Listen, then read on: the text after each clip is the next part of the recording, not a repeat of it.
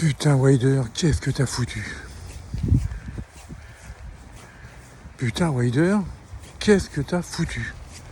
Voilà, ce sera le titre de ma vidéo. Bonjour à toutes et à tous, bienvenue sur ma chaîne Roboboxing pour une nouvelle vidéo qui va comporter des débriefs entre la combat, la soirée qui a eu lieu en Arabie Saoudite pour les combats, en fait les trois derniers combats, parce que moi quand je suis arrivé du boulot, Dubois venait de terminer contre Jarrell Miller. Je crois qu'arrêt de l'arbitre à la 10e reprise. Donc je faisais un combat en 10 rounds, je crois, mais donc ça n'a pas été au terme, presque été au terme, mais apparemment j'ai vu les temps forts et c'était un beau combat. Hein. Ils sont bien allumés la tête tous les deux.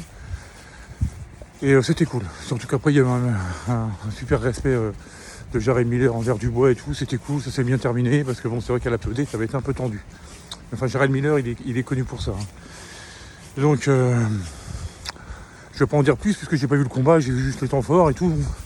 J'avais prédit une victoire de Dubois, c'est arrivé.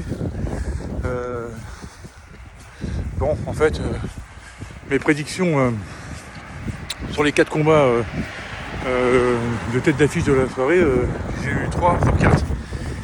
Et le seul où j'ai eu tort, c'est mon boxeur préféré. Et je vais vous dire que j'ai les boules. Hein. Enfin, je vais revenir tout de suite. Je vais juste faire un petit crochet par Dimitri Bivol que j'ai trouvé, il a fait du bivol, quoi. Technique, net et sans bavure. Je pense qu'il aurait quand même pu gagner avant la limite parce que faut dire qu'en face il n'y avait pas grand chose à proposer. Arthur, je le connaissais pas avant, et si je l'avais pas connu hier soir, ça m'aurait pas manqué, hein, parce que franchement, à part son direct du gauche et encore, quand il réussissait à le placer, on peut pas dire qu'il ait proposé grand chose. Et puis moi je pense que c'était un bon sparring pour Dimitri Bivol. Voilà. Ça a été un bon sparring. D'ailleurs, je crois qu'il l'a dit après. Je crois que c'est le même qui l'a dit, que j'ai bien travaillé. Et que voilà. Et que maintenant, la suite, ce serait Beterbiev, hein, évidemment. Si jamais Beterbiev bat Callum Smith, un combat que je vous invite à regarder parce qu'à mon avis, ça va valoir le détour. Hein, parce que Callum Smith, attention. Hein, déjà, il est beaucoup plus grand. Et puis, faut le prendre. Hein. Canelo a réussi à le faire. Je me rappelle que avant que Canelo le prenne, à l'époque on disait oh là là, Callum Smith pour Canelo, très mauvaise idée. Il l'a fait, il l'a battu. Au point, c'était pendant le Covid si je ne m'abuse. Mais attention, parce qu'il n'y a pas beaucoup de défaites, hein, Callum Smith. Il va falloir aller chercher. Donc bref, Beterbiev part quand même favori. Et ce serait bien d'avoir l'affiche que tout le monde attend entre Bivol et Beterbiev. Voilà, ça c'était la petite parenthèse que je voulais faire. Maintenant, Wilder, qu'est-ce que t'as foutu? Putain, je suis abonné à DAZN, je paye 10 € par mois. Là, il faut payer, il faut acheter la soirée 16,99. Alors évidemment, j'aime la boxe. Évidemment que je vais le faire. Évidemment, c'est Wilder, évidemment que je vais le faire. Bon, Joshua, j'aime bien aussi Joshua, mais rien à voir. Wilder, ça fait 10 ans que je le suis. 10 ans que je me lève à 4h du matin quand tu te battes à Las Vegas. Là, j'achète en plus le pay-per-view, je me dis, ouais, ça va être un régal. Il va respecter mon pronostic. À la 5e, il n'y a plus de Parker. Et qu'est-ce que je vois là? Non seulement il y a 12 rounds, bon, pronostic foutu, mais enfin si tu avais gagné, je t'aurais pardonné. Mais en plus tu perds. Mais en plus de la défaite, tu proposes rien. Tes attaques là, ta droite, c'est comme si tu avais envoyé un fax avant. On dit attention, j'envoie ma droite. Tellement c'était téléphoné, tellement c'était prévisible. Tu m'étonnes que Parker, il s'est amusé. D'ailleurs, t'as vu la tête de Parker? Vous avez vu la tête de Parker, mais même pas une égratignure. Par contre, il a failli te foutre en l'air en plus. Il y a eu 2-3 fois, il a failli te foutre en l'air. Heureusement que tu prends bien les coups. Mais t'as rien proposé, moi je m'attendais à mieux. Et c'est ça l'inactivité. Hein. Si on regarde bien, depuis 2020 et ta première défaite, t'as combattu 3 fois. 2020, 2021, 2022. Là c'est la 4e. 4 fois en pratiquement 4 ans. C'est normal. Faut pas aller chercher loin. Il n'y a pas de miracle. Hein. Parce que là, un combat comme ça, moi je t'ai jamais vu boxer aussi. Je suis personne pour dire ça. Mais enfin, un mec de ton niveau. Parce que là, ils vont te tomber dessus. Hein. Les furies. Joshua a été clément. Apparemment, Joshua, je sais pas ce qu'il a dit, si j'ai bien compris, il est toujours pas contre un combat au mois de mars contre toi. contre Wilder. Donc ça sera un moindre match. J'attends, peu importe l'adversaire, il faut que tu reviennes vite. Hein. Tu peux pas te payer, tu peux pas te permettre de rester un an inactif à chaque fois. Quoi. Alors en plus t'as 38 carats, donc va falloir vite te bouger quoi. Parce que là le combat que tu m'as fait mon petit pote, oh là là là là. Putain mais moi à chaque fois que je me levais pour regarder un de tes combats et tout, je salivais d'avance. Je me dis il va se passer quelque chose, parce qu'il se passe toujours quelque chose quand on regarde Deontay Wilder pour un ring. Toujours. Tu peux éteindre la lumière à n'importe quel moment. Même hier, hein, jusqu'au 11e round, j'ai cru, je dis il va la sortir sa droite, il va la sortir. Il y a bien un moment donné, elle va passer. Eh ben non. Et je peux rien dire d'autre. Parker, il a fait le combat parfait, maintenu à distance. Voilà, il a bien envoyé son job et tout. Il était bien tenu à l'écart de ta droite et tout. Les bons déplacements et tout ça. Il y avait des bonnes contre-attaques et des bons travail au corps et tout ça. Enfin, lui, il a... Alors que toi, direct de gauche, la droite, même pas du percute, pas de crochet, même pas de travail au corps, que dalle. Putain, mais merde. Putain, 96 kilos en plus.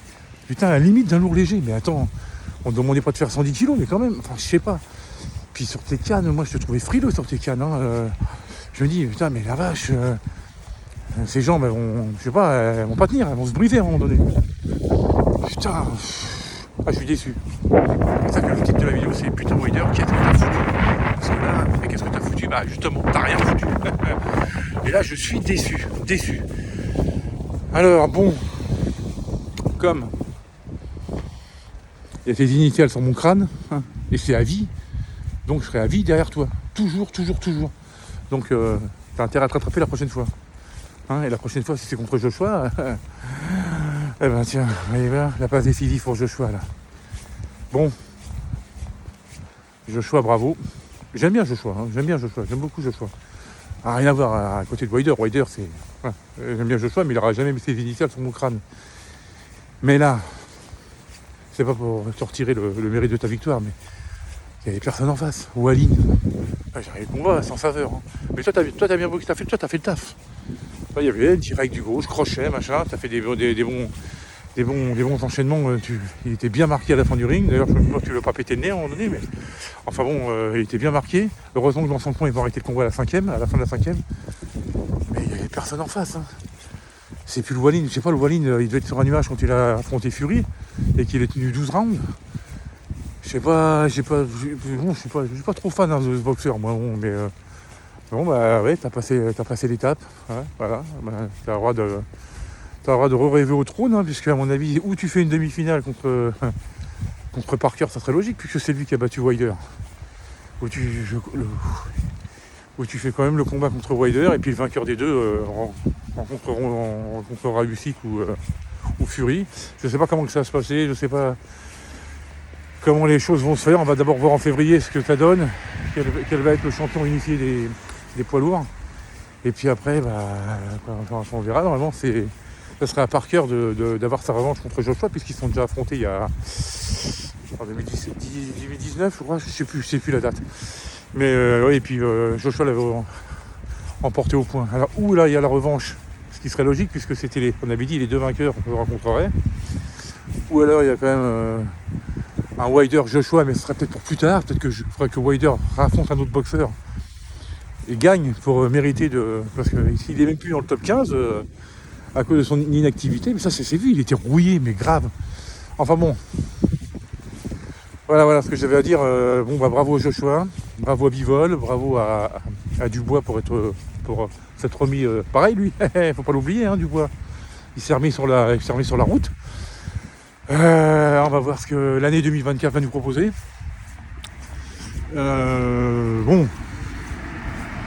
Oui, je suis déçu parce que Wilder, c'est Wilder, faut pas y toucher. Voilà. Canelo, faut pas y toucher. Mayweather, faut pas y toucher. Bon, Mayweather boxe plus maintenant, mais voilà. Gervonta Davis, faut pas y toucher. Et là, c'était Wilder, donc on y touche pas. Il n'y a que moi qui a le droit de dire merde, tu m'as déçu, qu'est-ce que t'as foutu? Non, mais voilà, j'aime tellement ce boxeur que putain.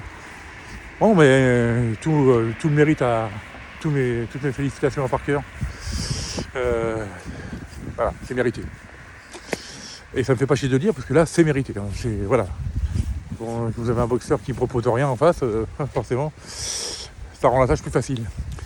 Bon, les amis, sur ce, Je vous souhaite à toutes et à tous un excellent réveillon de Noël, un excellent jour de Noël, donc demain. Et on se retrouve très vite pour une nouvelle vidéo. Allez, ciao, ciao, et surtout portez-vous bien.